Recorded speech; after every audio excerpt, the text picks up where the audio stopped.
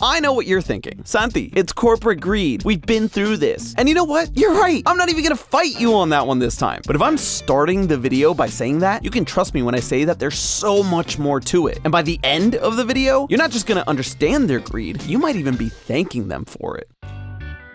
Hello, Internet! Welcome to Food Theory, the only show that can ask the same question 3 times and get a different answer every time. And here we are, 3rd time's the charm, because we're getting the obvious thing out of the way first. It's greed. Big surprise. Companies like money, and they like making money. Dislikes include things that are not money and not making money. But Five Guys feels like it's become an extreme outlier on the price front. I recently went back for a short and ended up paying $40 for 2 burger combos. Like, dude. And that is not an exaggeration. I got receipts. Even if Five Guys is more premium than, say, McDonald's or Burger King, that's still outrageous prices for fast food. So what gives? Well, let's look at the usual suspects, shall we? Because, well, at the end of the day, it is the company trying to maximize profits. Seldom, if ever, do they just release a statement saying, "We want to make more money, lol." No, they wrap it up in language and excuses that make it seem like they have no choice. They're just business people trying to make it through the day. Forget the fact that they cleared over $3 billion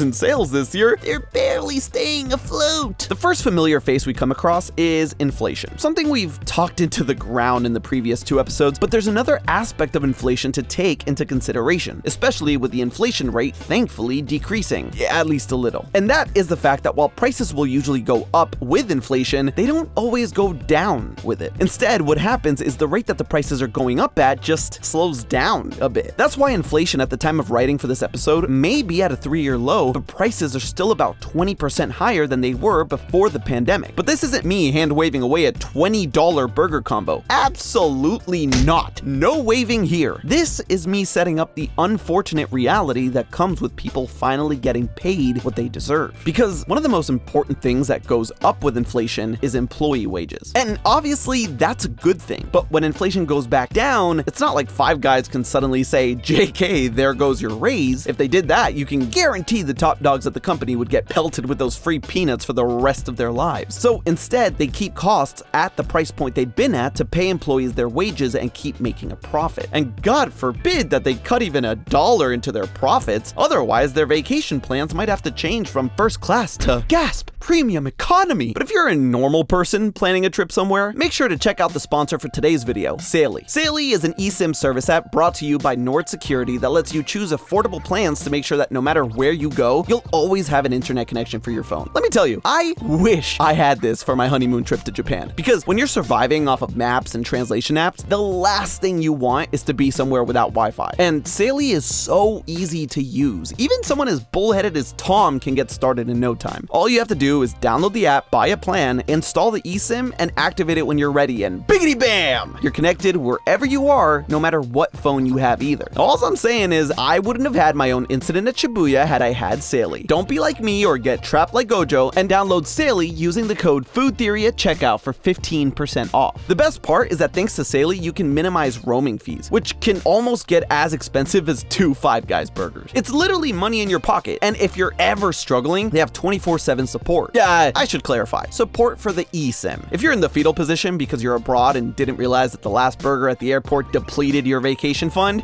you're kind of out of luck there. But the 24/7 support will make sure that you'll be able to connect with a shoulder to cry on. So use the QR code on screen now, or use my code FOODTHEORY to download Saily and save 15% off at checkout. Thank you again, Saily, for sponsoring today's video. Now let's go back to burgers and fries. Meeting the minimum for human decency when it comes to paying their employees what they're worth isn't exactly the culprit for the cost, though. The big talking point you see, and the one their CEO even addresses, is how expensive the ingredients are for their food. So just how wages go up with inflation and stay there, so do the prices that the suppliers of Five Guys' ingredients set. In the CEO's own words, if the mayonnaise guy triples his price, they pay triple for the mayonnaise, and then they'll increase the price of their product. It doesn't necessarily mean they'll triple the cost of the burger because of the mayonnaise, but when it's the mayo, the ketchup, the lettuce, the cheese, and the patties that are getting tripled in price, it all adds up. And it may suck, but at the end of the day, they do need to keep making money because they are a business. I know I made a few jokes earlier at their expense, but the fact of the matter is, if they start hemorrhaging money, they'd be closing shop faster than Mike Tyson signing the contract to fight Jake Paul for the easiest $20 million of his life. But in researching for this episode, two things stuck out to me: how cheap the rest of the menu at Five Guys is, and how heavy their burger is. Let's start with the menu. Outside of their burgers and shakes, Five Guys is pretty reasonable. The hot dogs hover around an average of $8, while the other sandwiches, like the veggie sandwich to the grilled cheese, live between the $5 to $7 range. That's not even including the free peanuts I mentioned being chucked at the Five Guys execs earlier, or the infamous extra scoop of fries everyone gets greasing up the bottom of their bag. Seriously, I know Matt and I have had this discussion very publicly already, but what is up with that? Don't get me wrong, I'm not one to look a gift fry horse in the mouth, but I just hate reaching in and coming out with a fresh coating of grease all the way up to my elbow. Point is, Five Guys is weirdly laissez-faire when it comes to the quantity and cost of their other food items. That is because they'd rather charge more for the hero of their menu and let people think that they're saving money on other things like the fries. I'll be the first to admit, when I got angry about the price of the burger, but realized I had gotten a pound of french fries in the bag, it definitely helped. So basically, they front load the cost of everything on the burger so that they can keep giving out those free peanuts and bag fries. The other edge to this sword, though, is that you end up paying for things that you might not even want to begin with. The best example of this is all the toppings Five Guys provides. I've made it a point in other videos in the past that their customization options are phenomenal, and they're all free-ish. See, the price of the burger not only factors in the extra fries and the peanuts, but the toppings as well. So even if you're someone that likes a plain cheeseburger, you're still paying for the A1 sauce, barbecue sauce, ketchup, mustard, mayo, relish, onions, tomato, lettuce, mushrooms, peppers, and pickles.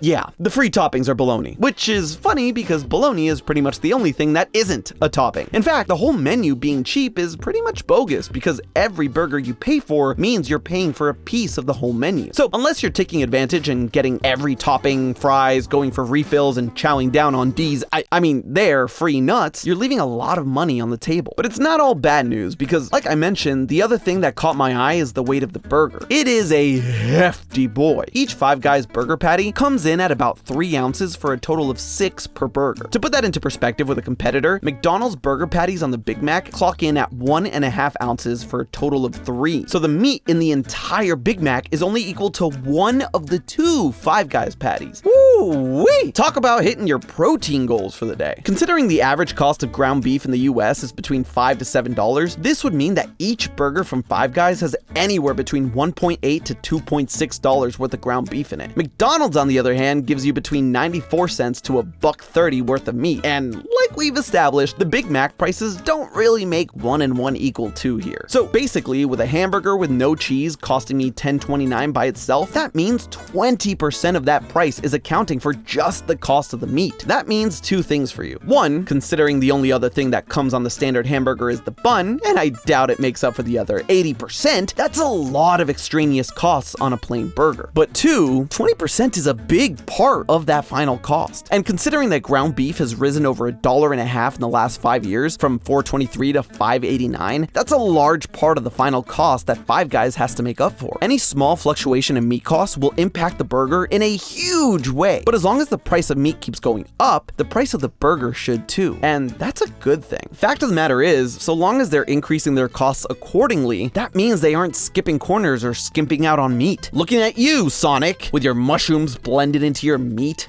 It's been a year since Matt and I did the Frankenburger episode, and I'm still salty about it. Back to the point. I'm not the only one that thinks that the rising prices is a good thing. Chef and restaurateur Andrew Zimmern also shared the opinion in an interview, saying that, yeah, with the price of bacon and beef, if you're paying less than $12 for a burger, you probably shouldn't eat it. So yeah, Five Guys is expensive because of corporate greed. At the end of the day, they have to make money. And not just make money, but have continuous profit year after year to keep functioning as a business in this world. That said, their greed is transparent. They fully acknowledge that they have to keep their margins steady, but they continue to provide beefy patties, pun intended. And so long as their prices adjust for the cost of beef, no matter whether it's an increase or decrease, it means that you can rest easy that what you're getting in that burger is 100% never frozen beef. Same goes for all the other ingredients whose price is fried into the burger. Basically, if their prices stayed the same or even dropped with the rising costs of everything, that would be far more worrying. But hey, that's just a theory. A food theory. Bon appetit.